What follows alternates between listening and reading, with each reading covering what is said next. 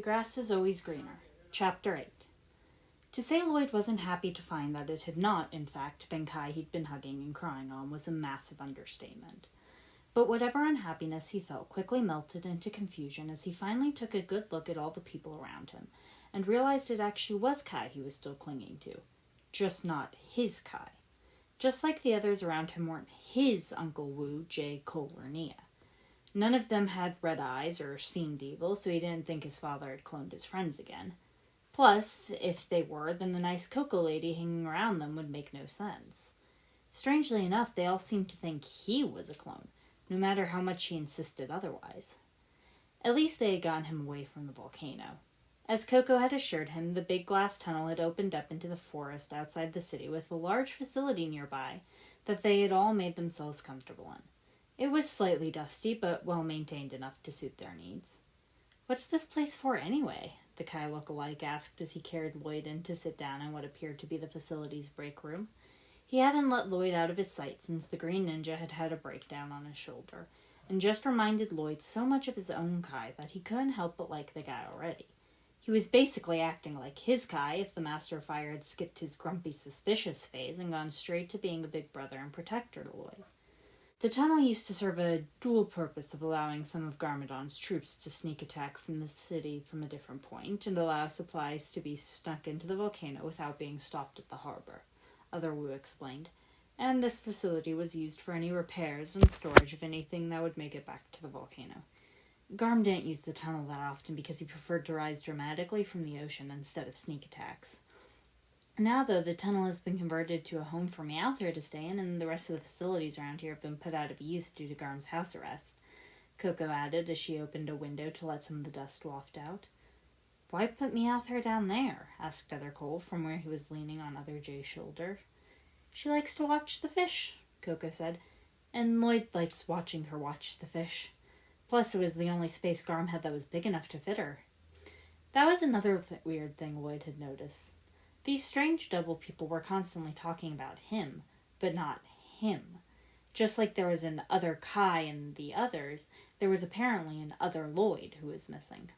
It was all a confusing mess, and Lloyd really wished things would start making sense again. Just then, Other Jay perked up and cocked his head as though he's listening to something. "Is that an ice cream truck I hear?" he asked. Everyone else listened, and sure enough, a cheerful melody that could only belong to an ice cream truck could be heard drawing ever nearer. The sound was soon explained when the doors to the facility opened and Other Zane walked in.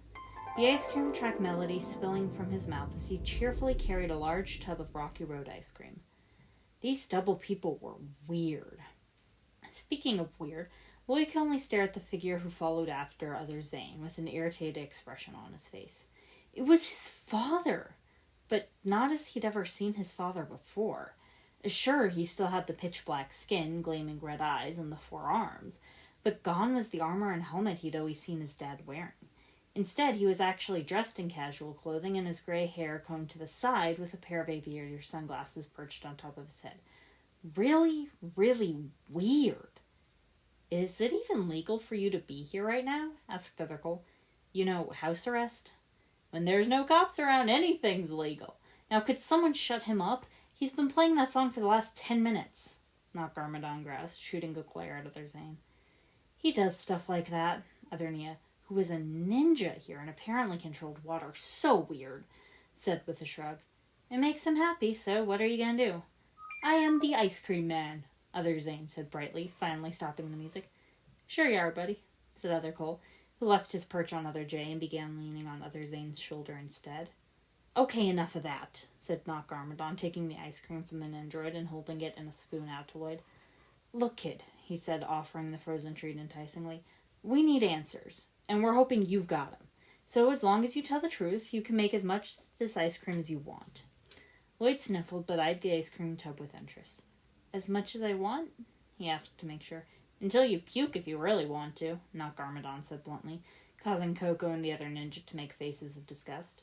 "But only if you're honest. Frosty the Robo-Ninja over there will be able to tell if you lie," he added, jerking one of his extra hands at Other Zane. Other Jay raised a non-nicked eyebrow and asked, "You can do that, Zane?" Zane looked thoughtful for a moment, but then brightened. "I can monitor his heart rate like a polygraph," he said, With taking what the sugar's effects on his heart will be into account, of course. You don't have to do that if you don't want to, offered Other Kai comfortingly. You've clearly had a bad day, and if you don't want to talk about it, we'll understand. We can figure something else out. Not Garmadon and some of the other ninja looked like they wanted to protest, but a stern look from both Coco and Other Wu shook them up. Lloyd considered it for a moment before reaching his arms out for the ice cream. I'll tell you, he said, not really having anything to hide. Gimme. Not Garmadon smirked and handed the tub over. Other Kai moved them over to the break room's table and sat himself down in one of the chairs with Lloyd still held in his lap. Lloyd didn't waste any time prying the lid off and shoving the spoon into the soft, slightly melted ice cream and putting the biggest bite he could into his mouth. Pure, sugary goodness. Other Zane, however, was looking at the ice cream tub with a slight frown on his usually cheerful face. Strange, he said. I thought I had maintained the proper temperature to keep the ice cream solid. It should not be that soft. Don't worry about it, said Other Nia dismissively. Mistakes happen, and hard ice cream is the worst. You have to wait way too long for it to melt enough to eat it. All right, Lloyd agreed with his mouth full of another bite of ice cream. Taking a third bite, he could see the weirdo version of his dad getting impatient, so he swallowed and said, So, what do you want to know? Do you know where my son Lloyd is? Coco asked instantly. Lloyd felt a lump form in his throat that was not from the ice cream. Was it fair that Other Lloyd had a nice mom when he didn't? I don't know, he said honestly. I never saw anyone but the shark guy at the volcano. He felt a little bad when Coco and the doubles all slumped in disappointment. He wished he could help more, but he hadn't seen any other Lloyds around. He glanced down at the ice cream and shoved another bite in his mouth. Anything else? Who created you would be great, Not Garmadon said. When I find out who it was, their head will roll.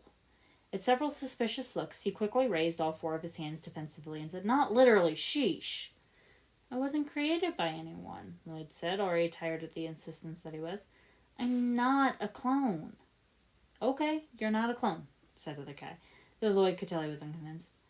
Where are your parents, then? We'll help you get back to them. This line of questioning was going to wreck the ice cream for it. He quickly ate another bite, refusing to let anything ruin ice cream. My dad looks a lot like you, he said, pointing his now empty spoon at Not Garmadon.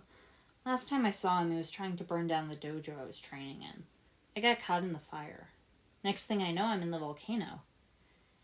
Not Garmadon gave him a startled look, which quickly turned to outrage when he heard about the fire. What the heck? He asked. What kind of person puts a kid in danger like that? The other ninja all gave him dubious looks, and Other Cole said bluntly, 2 words, man. Dangling bus. Not Garmadon waved his hand dismissively. Those kids were never in any danger. I wasn't going to let the bus actually fall. It was just hanging there to look cool. It was only when the Lloyd tried saving them that they fell. Lloyd paused with the ice cream halfway to his mouth. Did Garmadon really just say, Lol, Lloyd? The other ninja looked unconvinced, but turned their attention back to Lloyd. What about your mother? Asked Other Wu. Lloyd gave a shrug, and his face turned slightly bitter as he scraped at the top of the ice cream. I don't know, he said. She abandoned me at Darkley's boarding school for bad boys when I was really little. I haven't seen or heard from her in years. Coco let out a soft, oh, when she heard that and clasped her hands over her heart. And none of the others looked happy to hear that either. So, you go to this boarding school then? Asked Other Nia. Not anymore, Lloyd admitted. They kicked me out because I wasn't bad enough. Little by little, Lloyd told them all an abridged version of his life's story. He kept some things quiet, like his powers and the prophecy of the Green Ninja. Not because he was hiding them, but because the others never asked about it, and he'd rather not talk about either if he could help it. By the time the tub of ice cream was finished, all of the ninja and adults looked upset, though not at their little guest. Coco was the first to make a move. She came over and pulled Lloyd from Kai's lap and into a big hug. She then turned to Garmadon and declared bluntly, Garm, we're adopting him. No one disagreed, and Garmadon didn't even feel the need to point out that they weren't currently married. Little Lloyd just goggled at her in amazement. We still don't know where Lloyd is, though, said Jay as he tugged on his scarf nervously. All we know now is this kid is probably not a clone. We do? Asked Kai with a surprised blink. He was honest with his entire story, said Zane, and it is far too detailed to be implanted memories, unless you have created technology to do so, he he concluded, looking at Garmadon and askance. Nah, Garmadon said with a wave of his hand. I mean, we tried to make that stuff back in the evil old days, but the science nerds could never crack the code to do it. And to be honest, conquering things the old-fashioned way was a lot more fun. So we have our Lloyd missing, another younger Lloyd here who is not a clone and has an entire tragic backstory, said Nia. There has to be some way to put this together, but what is it? Patience, student, said Master Wu. The answers will come in time. At that moment, the door to the facility burst open, and a harried-looking scientist came running in out of breath. Lord Garmadon, I've got the answers you seek, he said with a manic gleam in his eyes, waving a tablet in the air wildly before hunching over to wheeze air back into his lungs. It looked as though he had run there all the way from the volcano. Well, that was fast, remarked Cole dryly. Oh, no, groaned Garmadon, pinching his forehead at the sight of the scientist. Who's he, Garm? Asked Coco, still cradling little Lloyd in her arms. This is Gary, said Garmadon in a tone that said he'd rather not be in the same room as the man. He's one of my scientists. Total kook, though. We mostly just keep him on because he's really good at hacking and programming computers and the best at redesigning junk to be shark-shaped and still work. Dr. Gary let out an offended-sounding wheeze, but he still hadn't regained his breath enough to actually speak. What's he study? Asked Jay. Some crackpot junk about string theory, doppelgangers, and alternate realities, said Garmadon with a dismissive shrug. It was clear he didn't believe any of it. The rest of the room was silent for a moment as they absorbed the information, and before everyone simultaneously turned to look at Lloyd. That's it! All but Garmadon cried. The former warlord jumped at the shouting and stared at them flummoxed. Wait, really? He asked. It's the only thing that fits, said Coco. Precisely, said Dr. Gary, finally able to stand up. He grinned madly at Garmadon in the smug way one could only have when they were about to say I told you so. You all said I was crazy, the scientist said. Said my research was a waste of time. Well, who's crazy now? You, muttered Garmadon, still not ready to admit when he was wrong. Ha! Dr. Gary said, holding up his tablet. We'll see about that. Now I have proof. Look at this. On the tablet, he played a video similar to the one they'd seen earlier of Lloyd's disappearance. Only this video was in infrared and did not cut out when the smoke appeared. The gathered ninja all watched in awe as a hot, swirling vortex appeared on the screen right beneath Lloyd's feet, sucking their leader in and then spitting out a much smaller figure that could only be little Lloyd. None of them could deny what had happened after seeing that evidence, though Garmadon still looked like he wanted to. Why didn't this camera get screwy like the others? Asked Jay. Dr. Gary preened. It's one of my personal ones, he said proudly, made to detect dimensional anomalies. I have them hidden all throughout the volcano and in Ninjago City. Because that's not creepy at all, said Nia, taking some of the wind out of his sails. Dr. Gary coughed awkwardly. Yes, well, I have them calibrated to withstand energy fluctuations like the one the volcano experienced in the aftermath of this.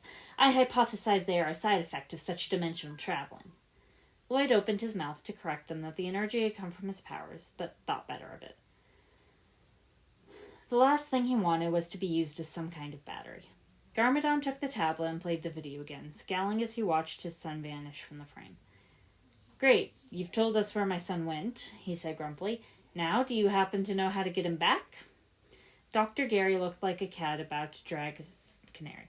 Well, I do have several theories as to potentially open holes to reach alternate realities, but as you all thought I was, what did you call me, a kook? I've never been able to fully commit to working on any of them, he said in a woe-is-me tone of voice.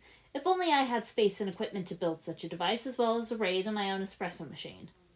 Garmadon was practically grinding his teeth together at each word out of his mouth, but shutting this kook down wouldn't get his son back. Done, he said, reluctantly, and waved to the abandoned facility around him.